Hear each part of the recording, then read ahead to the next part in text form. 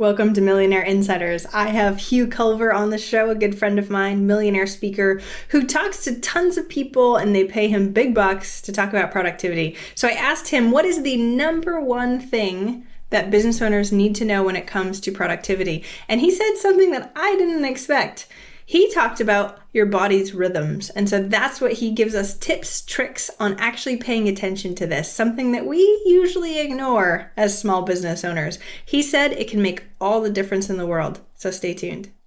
I'm Jaime Tardy, and I have Hugh Culver back on the show. He's here to help me with a whole bunch of different things. He's an author, speaker. He helps experts make more money in their business. Thanks so much for coming on the show today, Hugh. Thanks, Jaime. This is fun. So I wanted you to talk about this because you wrote it down and I'm like, I need this. So please, let's talk about this. I'm going to have a ton of questions for you. So it's talking about going with the flow and your different rhythms during the day, which I pay no attention to whatsoever. And I'm hoping you can help me out. Can you explain it a little bit better?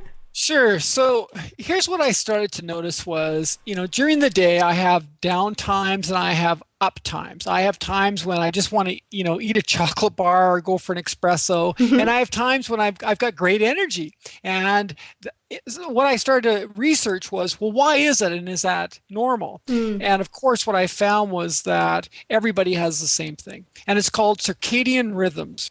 And a circadian rhythm repeats itself every 24 hours. But as entrepreneurs, we tend to ignore a lot of things. And one of the things that we ignore is our body. And what we do what? is Yeah, no. right. And we think that the day is one chunk of time. And that I can just cram as much as I possibly can into that chunk of time. But the reality is that meanwhile, your body is having these cycles of up and down. And so what I started to look at was, well, what would happen if I matched my work to my cycle? So if I matched the work to where my energy was. So I started to ask people, and I've now probably asked 10,000 people in my audiences. And we do a little simple XY graph, which people listening to this should do. And it's a little XY graph. And what you do is you plot on that graph, if energy is on the vertical, from low energy to high energy. Low energy being, oh my goodness, I'm just dragging myself. I can't think straight. I'm looking at the same thing on my list 5 times over and I haven't done anything. High energy is enthusiastic and creative. And then across the horizontal is the time that I have dedicated to work. So let's say that I go to my home office at 8 in the morning or 9 o'clock, and I've got till about 4 o'clock that's totally wide open to me. Well, from 8 to 4 is 8 hours. That's amazing. Or 9 to 4 is 7. But meanwhile, my energy is going up and down. So what I need to do is draw from the left-hand side to the right-hand side. What does my energy do as I travel through the day? And what I found from thousands and thousands of people was most people have a window of opportunity for about 90 minutes at the very beginning. Okay. That's when their energy is really high. Of course, there's exceptions, and some people, it takes them a long time to kind of ramp up, but they have this 90-minute window. And let's suppose that takes you to about 10:30 in the morning. Well, that's a fantastic window if you are organized to put the hardest work in it. But what a lot of people do is they arrive at work and they fiddle with their email. And then they go and check Facebook. And then that reminds them of something. So then they go back to working on a blog. And then 10:30 rolls around. And now, right when their energy is going into a low point, and it makes sense because if you ate breakfast, let's say 2 hours before, 3 hours before, now, of course, your blood sugar is getting low. You've also been awake for about maybe 7 hours or 6 hours. So you're getting tired. So it makes sense that mid-morning you start to actually have a low. And that's why people run off to cafes and buy muffins and that sort of stuff. Yeah. Exactly. So if you were to dedicate the morning to the hardest work, knowing that there's going to be a low, then that's perfect because then that gives me a window of opportunity to do easy work. So that's a great time to check your email. That's a great time to work on something that's routine. Like that's a great time to be doing some editing. If you did the creative writing in the morning, that's the time to do the editing. That's the time to return phone calls. That's the time to take care of maybe checking out, doing some research or working with a colleague. But then what's going to happen after lunch is you're going to have another shot of energy. It's Okay. just natural. It goes up and then it goes up. And that lasts usually for about an hour. Well, again, that's a perfect time to do hard lifting. Okay, that's the perfect time for me to finish that negotiation, to have that coaching call. That's a perfect time for me to be coaching other people. That's a perfect time for me to be doing creative writing. And then again, you're going to go into a low point. And then I go back into routine work. One of the easiest things to change is when you check your email. Mm-hmm. So rather than checking it all through the day, what you can do is you can say, well, I'll check first thing in the morning for maybe 10 minutes and look at critical emails. Then I leave it. Then I check again an hour and a half later, and I'm now going to really dedicate some time, maybe 20 minutes, and I really work through and create some responses. And then I check it again, and I check it again. And if you create these hour to hour and a half windows, it's going to seem really unnatural Okay. because your temptation is, it's very addictive. Like you check your email and you go, oh, so good thing that I checked. And oh my goodness, it's such a great thing I checked. The person that sent it, they aren't even around. They're not even on their email, but you're going, oh, it's so good thing I checked. So instead, what you want to do is you want to separate those out into distinct chunks of time where you work on only email. But in between, you change what you work on based on where you're at with your circadian rhythm. I love this. Okay, so number one, addicted to email makes it very difficult to actually listen to only checking your email at certain times of day. Right. Do you have any tips for that? Well, so for example, for me, because I'm an early riser and I've got a bunch of things I want to get done in the morning, the simple rule that I created is I don't look at email until I actually come physically to my office. So I work out of a small office. Mm-hmm. And so that means I don't check until usually 9 o'clock in the morning. So that was an easy change for me to make, is I know that in the morning I need to get creative writing done or work on proposals, then I need to exercise, and then I'm going to help out around the house and then leave. So no email in the morning because I knew that email was going to take me off. The second thing is that research is finding, there's actually a study happening at MIT right now. Research is finding that if you check email only in chunks of time, you actually have no loss in productivity. It's this myth that I must be responding quickly. Mm-hmm. And the third thing to think about is that email is a much bigger distraction than we give it credit for. Because when I check my email, I'm now thinking about it.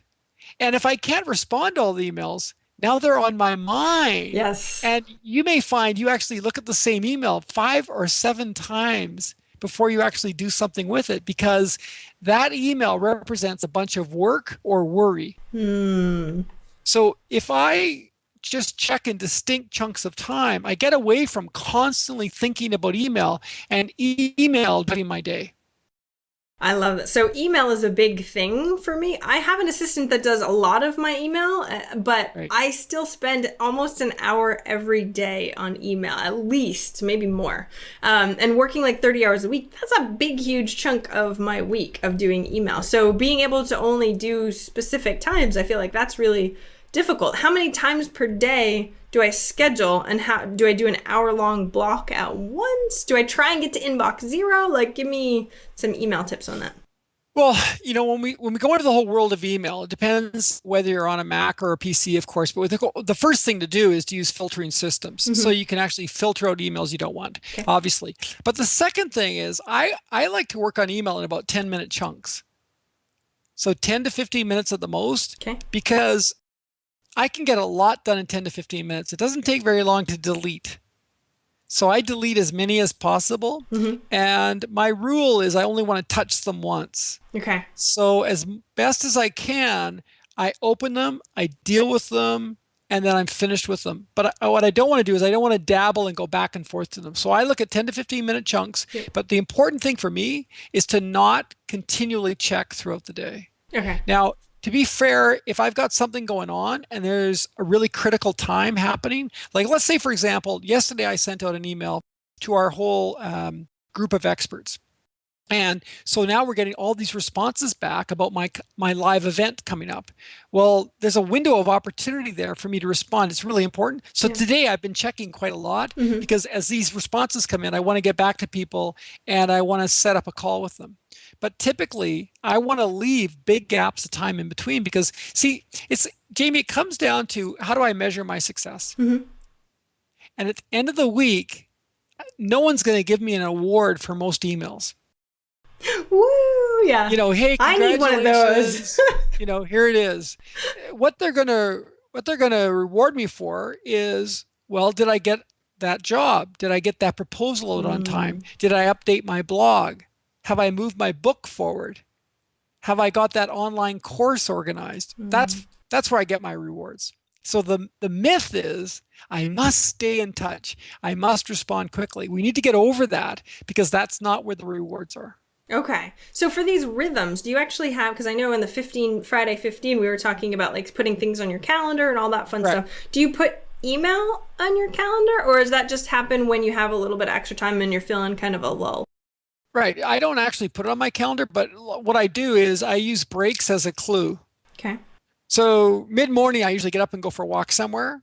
And then when I come back, that's a great time for me to look at where my email is. Okay. And then lunch, I want to get up and move again. That's a good time for me to come and check. And so what I help people to do is to just start creating these gaps of work. So where you're actually focusing on work. Like I know you and I are big proponents of you hunker down, you work for 15 or 20 minutes, then you take a break, right? It's Hmm. proven that that works. The brain loves that. So what I want to do is I want to get my email into distinct chunks of time. I don't put them on the calendar, but I use other things that happen as a clue that that's a good time to go and check. So you're in really good routine and stuff like that. For the Yeah. for the rhythms that you do, you find that lots of people have that same rhythm. So what would you suggest for someone brand new into this? They're listening to it. First, step one, figure out what your rhythms are. Or should we just Right. go with the ones that are pretty general that you were saying? Well, you know, it, I, I would do both, but I would say it's pretty safe bet that most people listening to this are morning people. Most people Really? go nod there and they go, yeah, I'm a morning person. Yeah, I am. So what I would encourage them to do is this, is if you're a morning person, you are, the first thing you want to do is you want to make sure you're doing the hardest 50% of your work in those first 90 minutes. The Wow. hardest 50%. Okay. And that takes some real discipline because the temptation is to dabble in email, blogs, Facebook, LinkedIn, and that's all really great. But most of that does not generate money, not directly. So you want to do the hardest 50%. So you want to finish that proposal, you want to post that blog, you want to make that scary call to that person to get a guest blog or an interview. You want to make that scary call to that client to follow up and ask, have they looked at your proposal? You want to make that scary call to the publisher. All of that done by whatever, 10:30. You'll feel like a hero. So what you've done is you've made it easier for you to feel good and be successful. And then the reward is you take a break. Go for a walk, come back, check your email, and now do easy work. You can cruise because you've done the heavy lifting. I think there's Mm. nothing worse than having hanging over your head is this thing you should have done. And you've been there, right? Now Yeah. it's 3 o'clock and you go, oh, so you pick up the phone, you make the phone call, and they weren't even in, or they were in and it was no big deal. You got it done. I, Mm. I want to get rid of that in the morning. Get rid of that in the morning, especially this. If you need people to get a hold of you, call them in the morning. Get those voicemail messages planted. Okay. And then during the day, they can phone you back and you can take care of it. Okay, I love this. And I think I need to switch around my stuff too, because right now I have specific days for things. So I have my coaching and my interview days, and I have different days. But they're so packed. Everything is like packed to the max that I don't, like my first 90 minutes are already packed before I can even start for most Right. of the week. And if that's my best time, I need to know that that's my best time and be able to use it the best I possibly can. Awesome. Okay. Do you have any examples or stories of anyone that's done really well? Well, let me just say this real quick, because I just told you right before this, I had my VA do some work and research, and she started listening to your interview that we did before. And she's like, I revolutionized my morning because I did the 90-minute thing that he said, and now I'm getting so much done. And I'm like, man, I still need to do that. I really need to do that. So I really appreciate you saying this again. So I know that's one really great thing. But do you have any other examples of anyone like really being able to do this and having it work well for them? Yeah, well, actually, my work started in the corporate world. So Hmm. my background is being a seminar leader for corporations, and that's where I started to see these real aha moments where Mm. managers were realizing that all the things that they were procrastinating about could actually fit in the first 90 minutes. So the mostly it was coaching Mhm. and staff meetings and scheduling and all this nasty stuff that they've got to get done. They were putting it off because there was a lot of other things that were easy to do. So my success stories come mostly from managers, but then I moved over into the entrepreneur world again and working with experts. And what I'm seeing constantly is that most experts have actually too much time. They complain, What? they complain that they don't have enough time, but what I mean is they waste too much time. Mm. Here's a good test. Notice what happens the day before vacation Okay. or the day before you're going to a conference. And notice how much more you get done on that day than any other day in the month. Like, notice how you don't hesitate to make a decision, not read the email, not accept that invitation. Notice how quickly you get stuff done. And it's because you have a huge reward. Hmm. That's the trick. The reward is I'm leaving tomorrow. So I think a lot of entrepreneurs, and I've been guilty of this for decades, they think I never have enough time. I never have enough time. But the reality is they have too much time. Hmm. And they're allowing themselves to do what Robert Fritz calls the path of least resistance. Hmm. So they're spending their time moving things around, checking things, seeing what people posted, doing little updates, and none of that's making them any money. I love this. It reminds me of the Lao Tzu quote that says, "Time is a created thing. To say you don't have time means you don't want to." And I think that's like, Oh, good ah, one. yeah, I think those things make a huge difference. We're so good at sort of putting these things together and filling our time. But when you really put the pedal to the metal, we can get a ton of stuff done. And we just don't feel like we can do that. But for the first 90 minutes, that sounds Yeah, totally doable. Instead of trying to do that the entire day, I'm just putting it into a chunk of time. And I can totally work my butt off for 90 minutes and then that's have it. a And relaxation. then go celebrate, right? Yeah. Go for it. So here's another quote, Tim Ferriss. He said, busy is another form of lazy. Busy is another Ooh, form of yeah. lazy. Indiscriminate action and weak goals. Indiscriminate action is when I'm checking Facebook, I'm checking LinkedIn, oh, someone says, oh, you should check this, and now I'm off checking that, Mm. and oh, it's noon, I better go get something to eat. So the day before you leave for vacation or to go to a conference or to go on a trip with your family or whatever, you become superwoman.